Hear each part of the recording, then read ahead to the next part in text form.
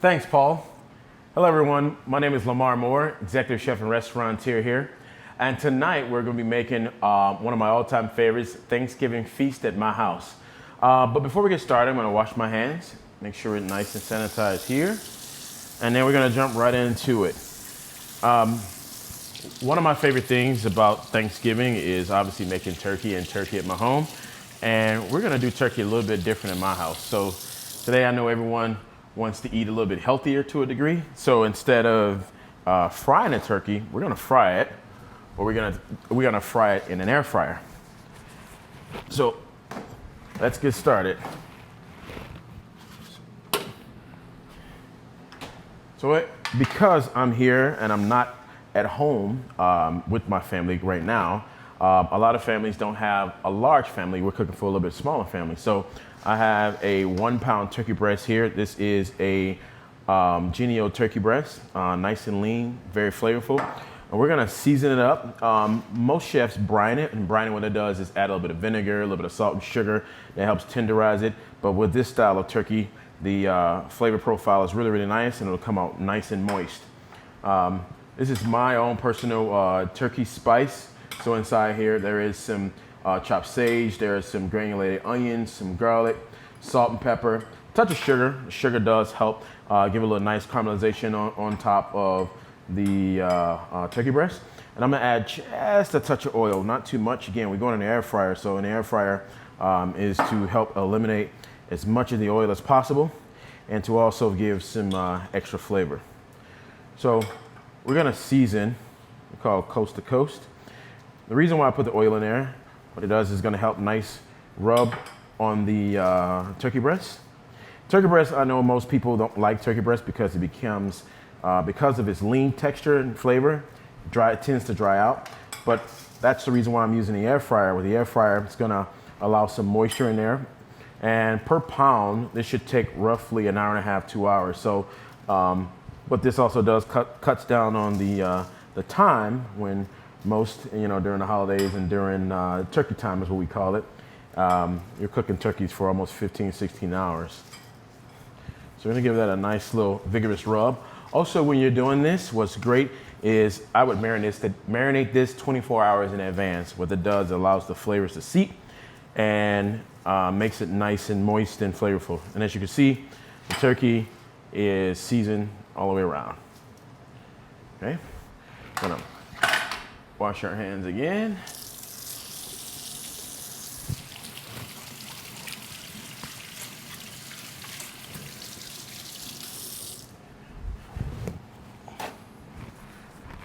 Put our turkey in the cooler, allow that to marinate.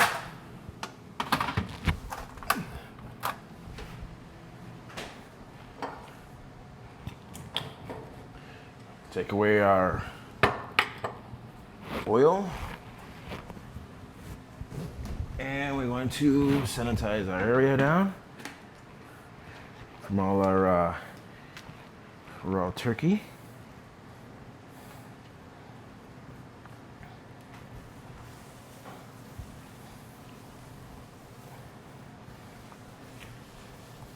Always got to make sure your area is nice and clean and sanitized.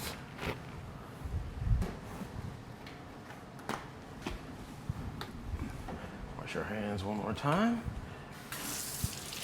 And next, we're going to pull out our turkey out of the air fryer. Turkey's been cooking now for just under 2 hours. Should be nice and crispy on the top, even without skin.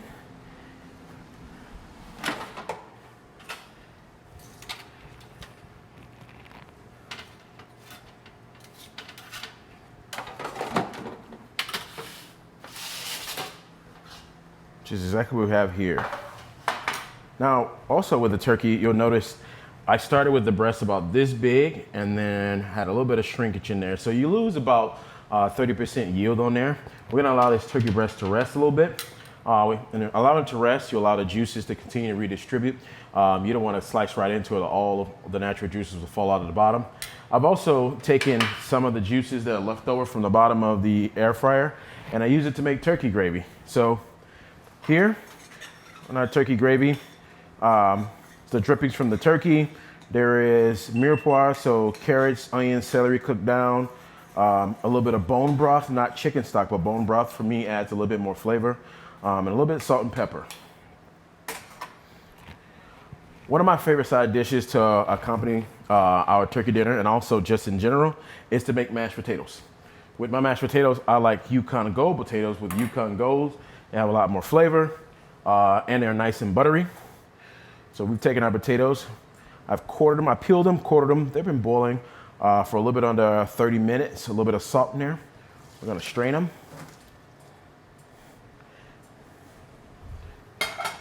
You'll know also when the potato is done, they're what I call fork tender, so they just fall right apart. So we're gonna grab a bowl. So to make it simple in your home, I have a potato masher. You're gonna mash those up real nice. You wanna make sure that you get all the lumps out of the potatoes. They shouldn't be watery as well. I wanna make sure you drain all the water out. And while I'm mashing the potatoes on top of the stove, I have some half and half and cream mixture. And then we're gonna add a little bit of kosher salt and finish with whole butter. I mean, who doesn't like butter these days? I know I cook with a lot of butter, and I grew up cooking with butter pretty much in everything. Also in the oven, I have some buttermilk biscuits, which is one of my claims to fame. And we're gonna brush a little bit of sage butter right on top of that as well.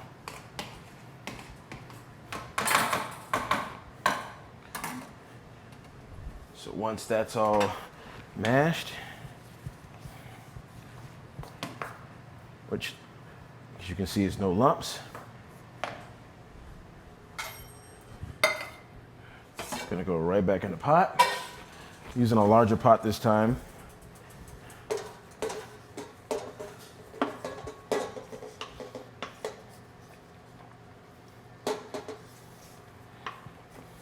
Potatoes that go inside. And the name of the game with the potatoes, you want to be nice and creamy. So this is our half and half and heavy cream. Just gonna start with a little bit. We don't want them too loose, but we do want them creamy. I'm gonna take a whisk. And whisk those up a little bit. What the whisking does, it adds a little bit of air to the potatoes and it makes them nice and fluffy. Add a little bit of salt. I love using sea salt in my home and also in the restaurant.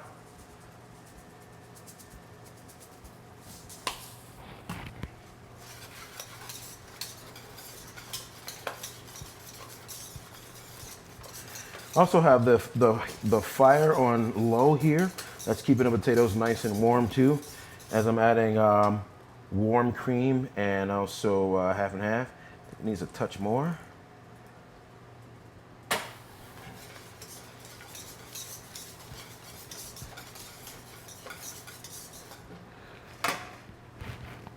Next, I'm gonna add a little bit of butter.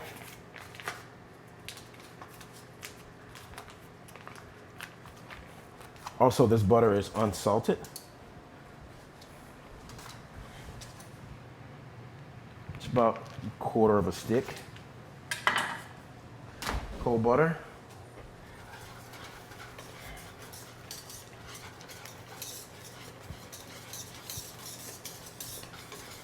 So when you add cold butter to hot cream, it creates a small emulsification, and also it allows the potatoes to whip really nicely.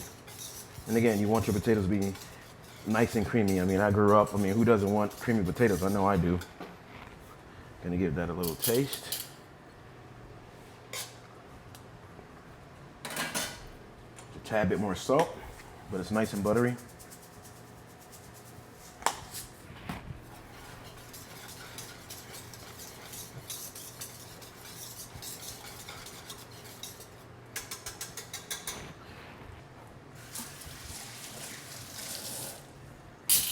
So while our potatoes are done, earlier today I made a orange and cranberry sauce to go with our dressing, and we'll talk about our dressing in a second. So fresh cranberries, a little bit of orange juice, orange zest. Obviously, we're going into the holiday time, so I add a little bit of cinnamon in me. So a little bit of cinnamon, some nutmeg, a little bit of brown sugar. Let it reduce until it's thick and let it cool. And I like my cranberry sauce a little bit chunky, so as you can see, there's some nice big pieces of cranberries in there. So I have our cranberry sauce here. Those of you that know me as well as I cook all the time, I love biscuits. When I was a kid, my grandmother used to make biscuits all the time, so this recipe has traveled with me quite a bit in my career, in my time. And definitely I'll make sure to have the recipe. So I've taken a little bit of sage and a little bit of brown butter. We're just gonna go right on top. A little bit of flavor, and we're in that season where, you know, sage is very, very prominent, especially it goes well with our Thanksgiving dinner tonight. So we're gonna brush a little bit on top, nice and aromatic. These biscuits I cook for 15 minutes at 400 degrees. Nice and GBD, golden brown and delicious.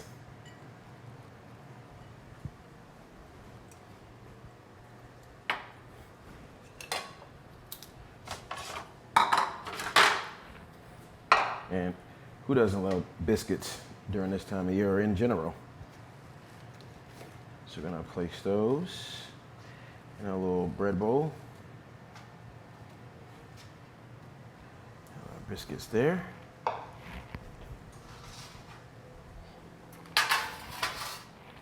Next, I have in the oven, I'm gonna talk about our dressing. Now there's two different types. Most cases for Thanksgiving, some make dressing, some make stuffing. My house, I've always grown up making dressing. So what that consists of is cornbread. So we start with a basic cornbread batter. There's buttermilk, there's eggs, there is yellow cornmeal, a little bit of sugar, buttermilk. We cook that down. This one, my granny and my mom usually put gizzards in there, but I want to do something different. So I use Hormel turkey sausage. So it's get a little more flavorful, a little bit of bone broth in there, lots of sage, herbs, lots of butter. And when the cornbread is done, then I whip that in with a lot more sage and a lot more herbs and spices and onions and bell peppers to get a nice caramel color. And we're gonna scoop that out, and that's gonna go well with our cranberry sauce.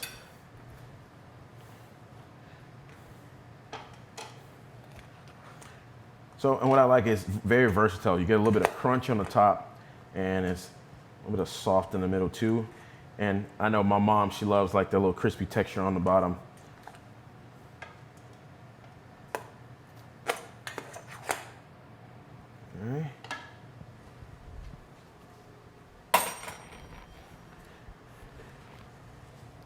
So we got biscuits, so we have our cranberry sauce, go there.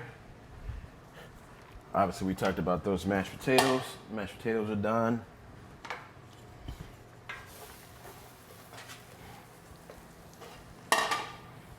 Give that a little white.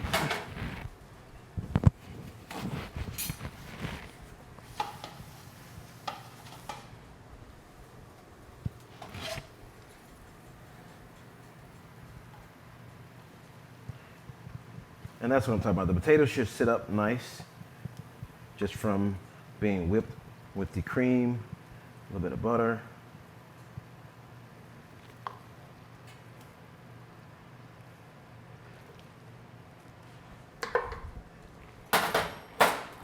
And I'm sorry because I have to. I love my butter. So I'm gonna add just a touch more butter on top.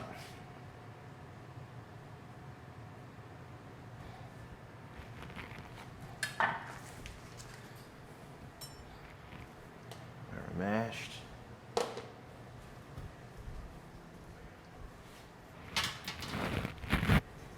And last but not least, our turkey is rested. We're gonna slice into our turkey and add a little gravy on top. And this is what I call my Thanksgiving dinner.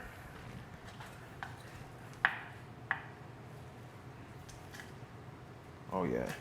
So as you can hear as I slice, it's got a nice little crunchy texture on top. from the air fryer. It's definitely still juicy, flavorful. It's got a nice little crack in there too. If you want, I've seen, you know, some variations in recipes where you can make Cajun turkey and you can fry it too with a little bit of Cajun spice.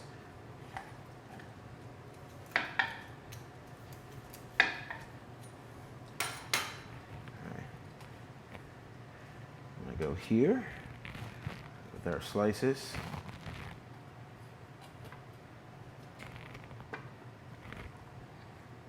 Go there.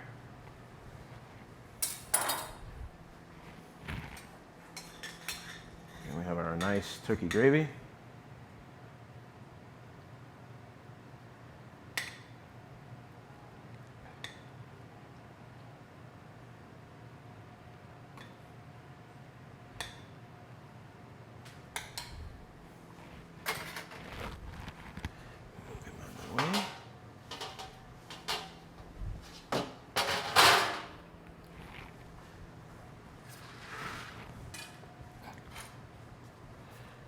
This is what I call a feast for maybe 4 people.